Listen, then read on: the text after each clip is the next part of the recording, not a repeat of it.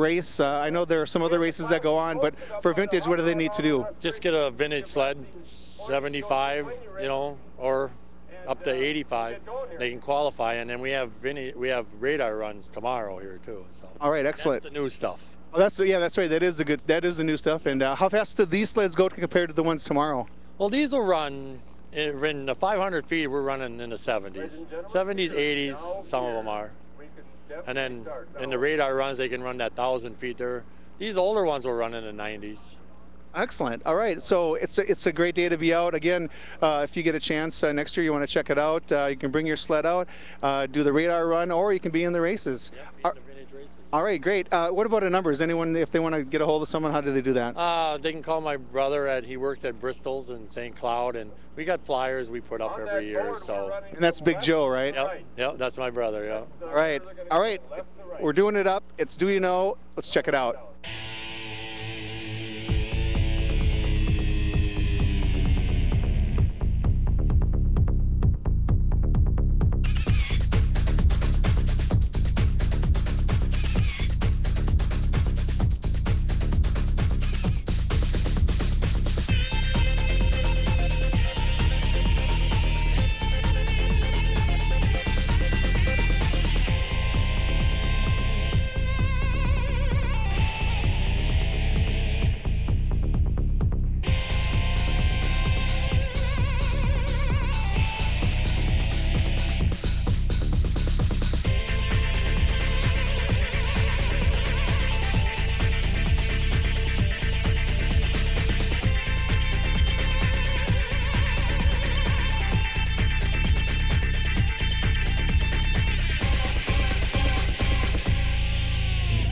Hi everybody, we're over at Our Redeemer's Lutheran Church in Benson, Minnesota, and you may say, why are we in Benson over in Swift County?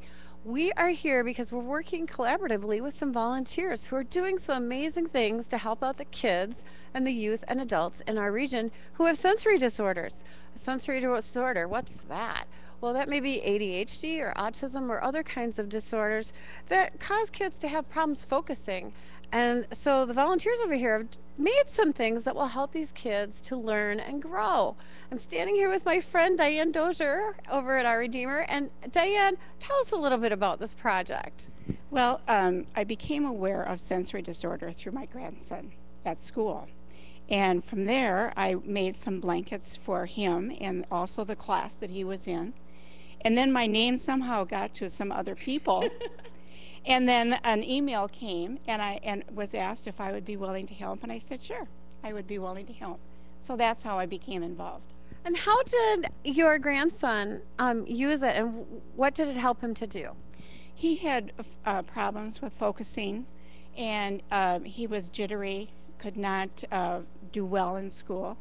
And so by his teacher and his parents being so concerned about him, and they tried this weighted blankets, and it works wonderfully because he's increased in his reading abilities 2 levels, and now he's at the top of his class rather than being at the lower part of his class. So that's wonderful for him, his parents, and his teacher.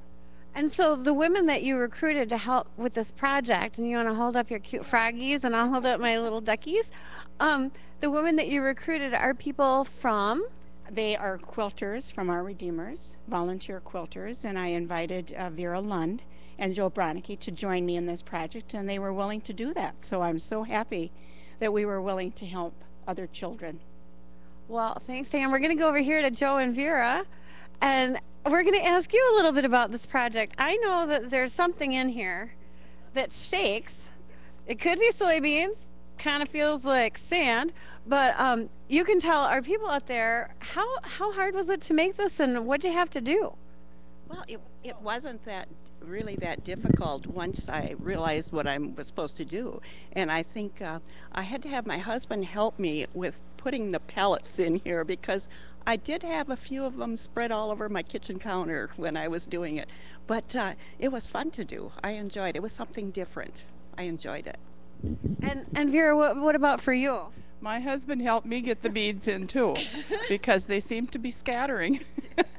But I decided to use, I dug out my old When I would can, I've got that cup you put on the jar before you fill. That works beautifully to fill these with. So anybody that's working with it, I would really recommend if you have one of those. Well, I understand that these are filled with plastic pellets, and that makes it so that moms and dads or teachers in schools can throw these in the wash. Right, that's true. That's very true. And I heard that sometimes they, like you mentioned, will put grain in there, but then of course you wouldn't be able to wash them.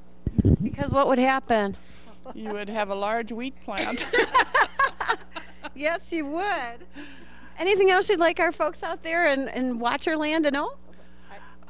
It was just a fun experience to know I could just do some stitching and help someone so easily on my part.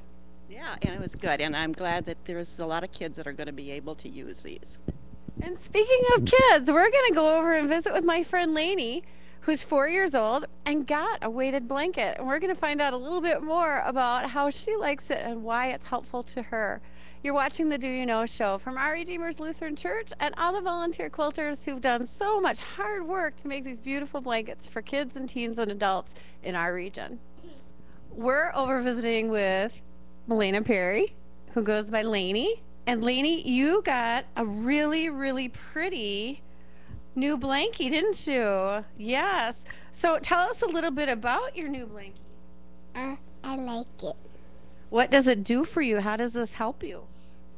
I like it because it's heavy, and it helps me take a nap. It helps you take a nap. Does it help you feel secure? Yeah, Yeah. So are you glad to have this new blankie? It's pretty heavy, isn't it? yeah. Yeah. Yeah. Okay. Well, anything else you want to share about your new colorful blankie? That I like it because it's pretty. Oh, fantastic. I'm going to go over here and I'm going to visit with Lainey's grandpa, Charlie Oakes. Charlie, West Central Industries has come up with this program to help kids and teens and adults get weighted blankets who have sensory disorders or challenges. And tell us a little bit about how this is helping Lainey out. Well, Lainey's a really very smart, wonderful girl who sometimes has a hard time calming down. And we were particularly having problems with naps in the daytime. And it was affecting her behavior, not getting enough rest. So we tried out this blanket. It's got 15 pounds of pellets in it.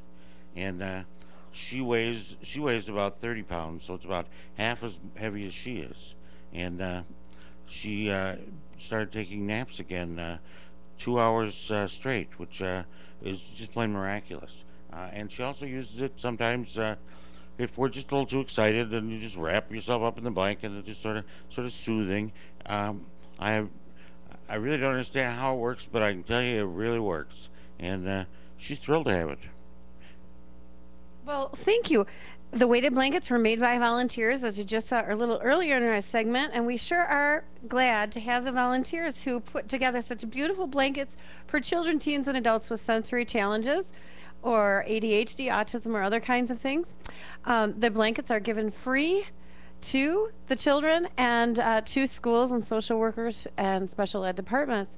We want to thank all the volunteers who worked with West Central Industries to put these blankets together and provide them free to those folks. And you're watching the Do You Know Show. We've been waiting for a long time. Yes, we've been waiting for a long, long time. We've been waiting for a long time. But we ain't gonna wait no more. We're getting ready to rock and roll. We're gonna 1, 2, 3, 4, 1, 2, 3. Well, there's a reason everybody should be shaking in the house tonight. And you should wear your favorite lady and promise her you do it right. Tell that. All right, welcome to Dunn Brothers, one of the fine sponsors of the Stingers this year. And always, as we're doing our Stingers segments, we're joined by Ryan and we're joined by Mark, the two co-owners of the Stingers. And, you know, we're about 90 days out. June 1st is the opening of the Stingers game this year, our home opener.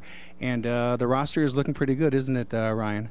Yeah, you know what? We've got just over half the team announced for the upcoming 2011 season, and we've got 7 players back from last year's team. A lot of familiar faces that fans will be able to see. that's pretty typical in terms of bringing back players from year to year. And we're excited for the season. And you're doing something a little bit different. I read in the paper that you're going to try to have some more position players, pitchers moving to other areas to kind of strengthen up the lineup a little bit. Yeah, you know, the Northwoods League, we play 70 games in 75 days. So we typically will sign 15 pitchers, 15 position players. And it's always nice having 3 or 4 guys that are kind of dual players that are pitchers as well as position players. And so we recruited a few more of those guys on this year's roster to help us late in the season when potentially we might run into injuries or guys retired late in the season. And our coaching staff, are we pretty much set with them? Same crew as last year? Yeah, we had 3 coaches last year. We had Matt Hollid, Tyler Schuppel, and Jesse Rogers. 2 of the 3 will be back. Coach Matt Hollid, our field manager for the Stingers, will be back, as well as Tyler Schuppel, who was our pitching coach.